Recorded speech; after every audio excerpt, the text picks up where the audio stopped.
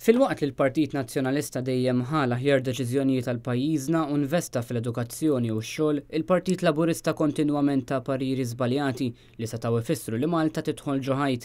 Il-Prim Ministru u Kap tal-Partit Nazzjonalista Lawrence Gonzi qal dan waqt li kien intervistat fuq il-programm dis-Sett is-Sibt filgħaxija.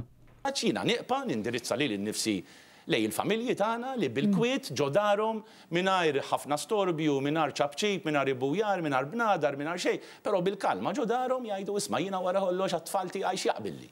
X'inhu l-futur tat-tfal tiegħi inħallihom fidej gvern li f'dal 5 snin mexa u investa fl-edukazzjoni u pajjiżna għall-grazzja tagħha bid-diffikultajiet kollha, però baqa' miex il-qudiem jew nipprova xi ħaġa ġdida li s'issaħ li f'pariri ħżiena ma tatniex. Matul l-intervista l-Prim Ministru kien mistoqsi dwar ir-rapport tal-Kummissjoni Ewropea li jpoġġi lil Malta fit-tieni post bħala l-aktar pajjiż fiż-żona tal-Ewro li mistenni jirreġistra tkabbir ekonomiku u ħolqien tax-xogħol, ċertifikat mill-aqwa għal pajjiżna li juri li Muscat sejjer kompletament żbaljat meta jgħid li jrid ibiddel id-direzzjoni. Gburi mill-fatt li pajjiżna qed jirnexxielu joħloq ix-xogħol għax wara kollox dini kwalità tal-ħajja tiġi l-ewwel billi toħloq ix-xogħol fil-pajjiż u Malta rnexxinna noħolqu x-xogħol waqt li pajjiżi oħrajn għaddejjin minn diffikultajiet kbar, inkluż Ċipru li kien il-kejl ta' Joseph Muscat. Matul l-intervista Lawrence Gonzi tkellem dwar il-kwistjoni taż-żejt u qal li f'din il-kwistjoni il-Prim Ministru refa' responsabilità politika u għamel l-aktar ħaġa konkreta li seta' jagħmel dik li juża l-aktar arma b'saħħitha u tingħata proklama biex jinkixef minnu responsabbli.